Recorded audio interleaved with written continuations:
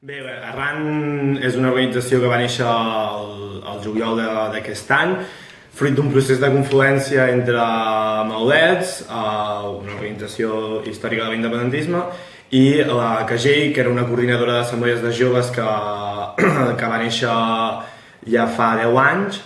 i que a poc, juntament amb altres assemblees locals que no estaven organitzades a nivell nacional ni amb l'organització política de Maulets ni amb l'organització política que representava la CAGEI, van decidir unificar-se per aglutinar més força, per aglutinar més jovent i perquè les dues organitzacions petites diferències que s'havien anat lligant amb el temps a nivell ideològic havien fet que confluïssin en tants espais que ja no tenia més sentit que aquestes dues organitzacions seguissin funcionant per separat. I això va fer que Arran naixés al juliol amb presència a 36 comarques d'arreu dels Països Catalans, del Principat, del País Valencià i de les Illes Balears, amb uns 550 militants i bé, iniciant un procés d'expansió amb aquests mesos que portem des de la Unió aquest estiu, molt fort i amb una organització cohesionada i bastant potent per donar resposta a les problemàtiques que es troben els joves dels Països Catalans. I els objectius principals que perseguiu, quins serien? A nivell ideològic, Arran es defineix com una organització independentista que persegueix la unificació dels Països Catalans i la seva independència per tal de poder fer front als atacs que entenem que rep el conjunt dels Països Catalans per part de l'estat espanyol i també de l'estat francès. I creiem que sense una independència nacional, sense una sobirania política, serà difícil i ho estem veient a cada moment, que la cultura, la llengua i diguem-ne que la nostra sobirania política, econòmica i cultural com a país pugui seguir endavant, perquè entenem que el que intenten és manllevar-nos aquest dret que amb els anys s'ha anat forjant, diguem-ne. I com els intenteu? M'he deixat, a part de l'organització política independentista, Arran persegueix una societat socialista en la qual el capitalisme, diguem-ne, s'hagi extingit i en la qual les diferències de classe hagin desaparegut i també Arran persegueix una societat on els valors patriarcals que creiem que són els que impedeixen que el jovent es pugui desenvolupar en la seva plenitud, perquè diguem-ne que ens imposa uns valors masculinitzats, no? A nivell de comportament, a nivell d'opcions sexuals, a nivell d'opressió a la dona en moltes facetes, i que els joves patim en gran mesura. Creiem que tant la independència com el socialisme com el feminisme són tres eixos fonamentals perquè el jovent dels Països Catalans pugui viure en llibertat i puguem desenvolupar-nos en una societat lliure i justa, no? Que és el que perseguim. I com intentareu aconseguir-ho, això? És a dir, quines línies d'actuació teniu definides fins ara? Per ara, Arran es defineix per treballar, com diu el seu nom, és Arran, és a dir, a prop de totes les lluites populars que existeixen arreu dels Països Catalans, sobretot al costat dels joves, però també al costat d'altres col·lectius que puguin perseguir objectius polítics propers als nostres, i entenem que la nostra forma d'actuació ha de ser conjuntament en espais on podem confluir amb reivindicacions que tinguin els joves de cada una de les ciutats, dels pobles, dels barris on tenim presència al país i donant-los costat amb les seves reivindicacions i les necessitats que té el jovent, no? En el sentit que ells plantegin i que nosaltres també hi puguem aportar-hi. I pel que fa al jovent, de quina manera preteneu arribar als joves que no estan massa interessats en la política i que sembla que això no vagi amb ells? Nosaltres creiem que la conscienciació i la formació del jovent en el terreny polític és molt important, perquè creiem que el que cal és que els joves ens empoderem de la política, que arran té com un objectiu principal que la política surti al carrer, que la política decideix de ser una cosa que només se'n parla als diaris, a les ràdios, a les televisions i en uns cercles tancats, i que es fa només a les institucions, sinó que la política s'ha de fer al carrer, s'ha de fer en el debat del dia a dia, s'ha de fer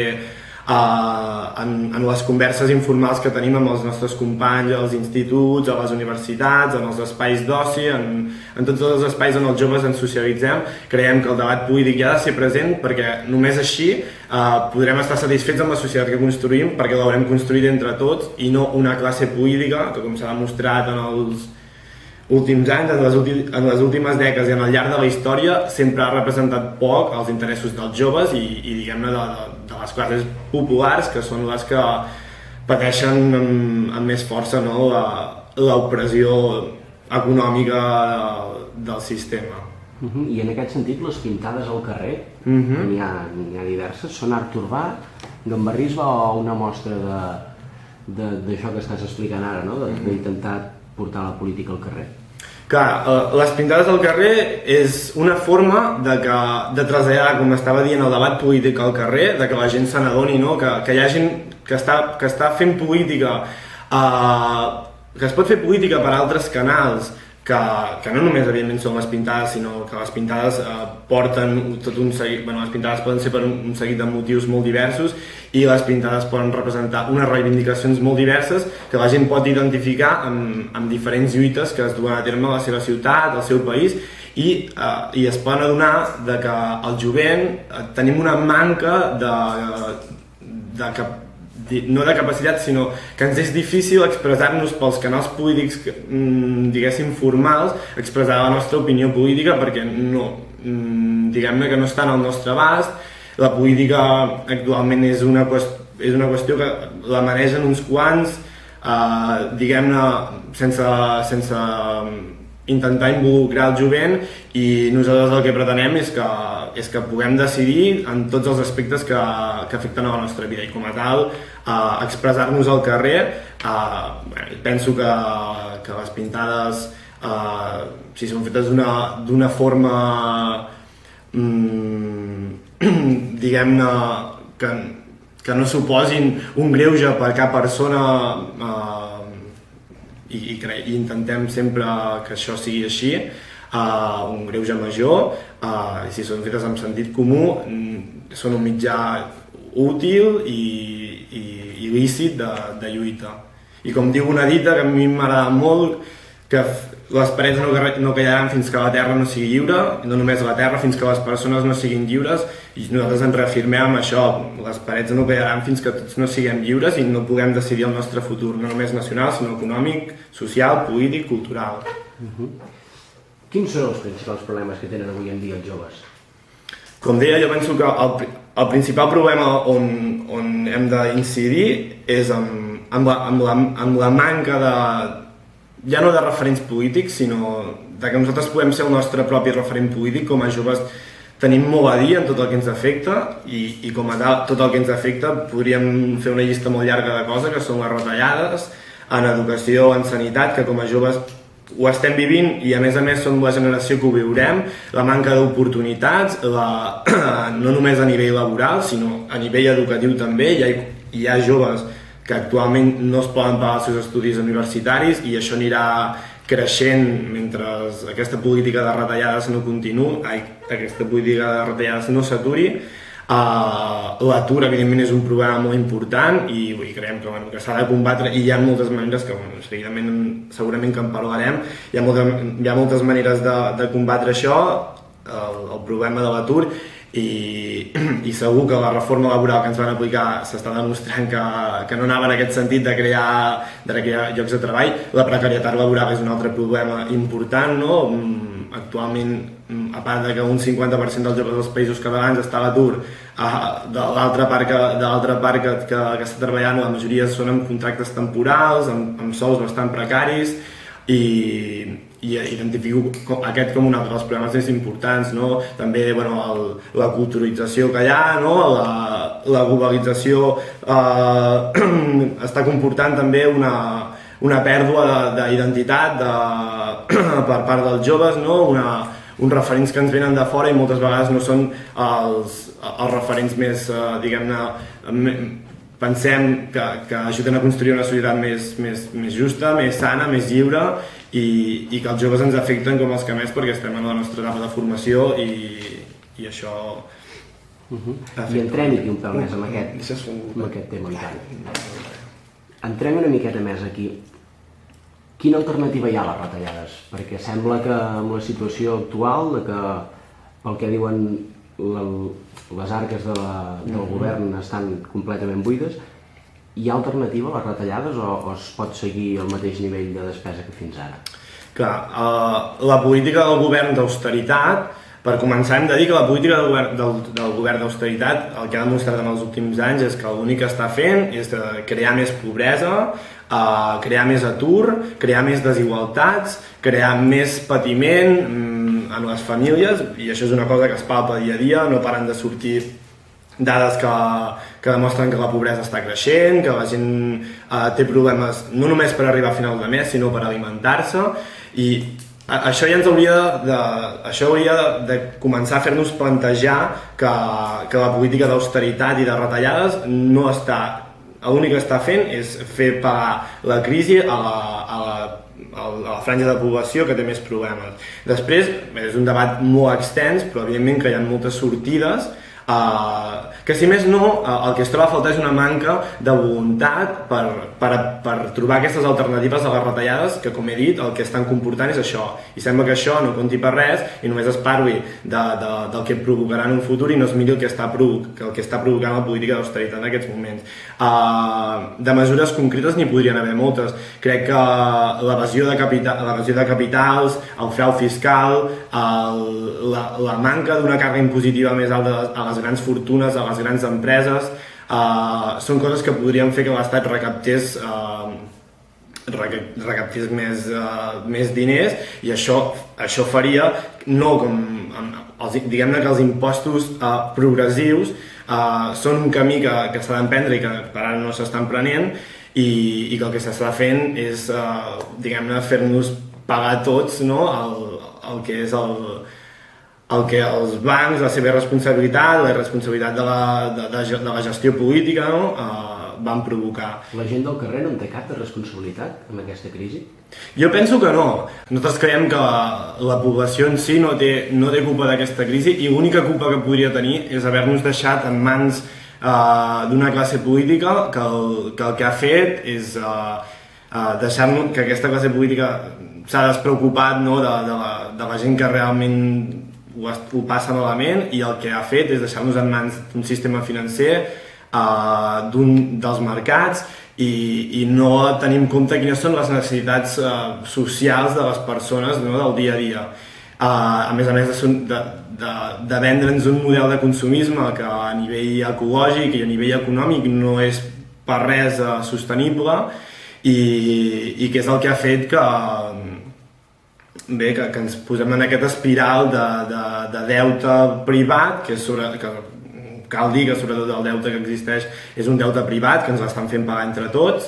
i jo per tant entenc que l'única culpa que podríem tenir les persones d'aquesta societat és no haver-nos polititzat lo suficient com per saber què estan fent amb les nostres vides, i com per saber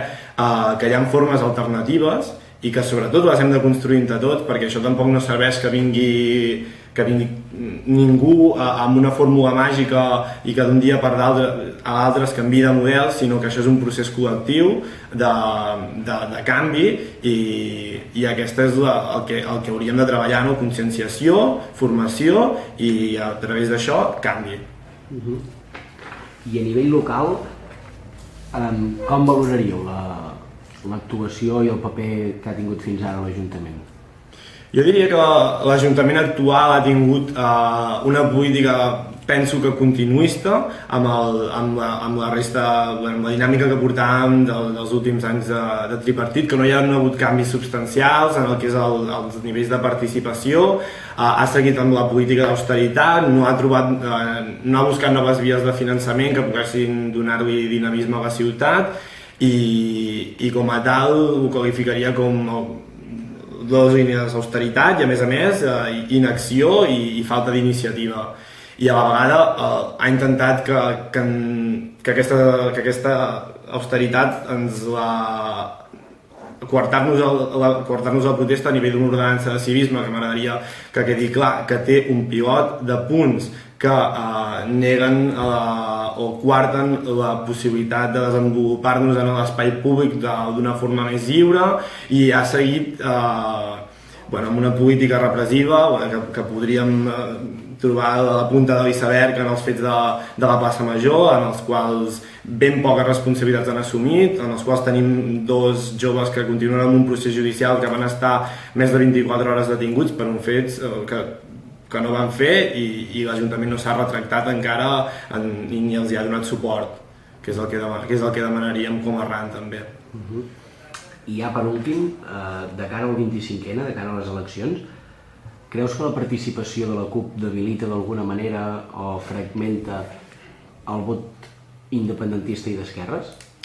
Jo penso que no, perquè la CUP, com a RAN, donem suport a la CUP en aquestes eleccions perquè creiem que el que fa la CUP és crear un espai polític, té un espai polític propi i la CUP al Parlament el que farà és crear una nova cultura política, ensenyar que la política es pot fer d'una altra manera, sense cotxes oficials, sense sous estratosfèrics, amb transparència, amb assemblearisme, des de la base, amb debat, i a més traslladarà al Parlament totes aquelles lluites contra les retallades, pels serveis públics, contra les privatitzacions, contra els desnonaments, totes aquelles lluites que veiem en el nostre dia a dia al carrer, les traslladarà al Parlament i a més defensarà un marc de països catalans que creiem que la majoria de partits, tots els partits independentistes per ara ja l'han obviat.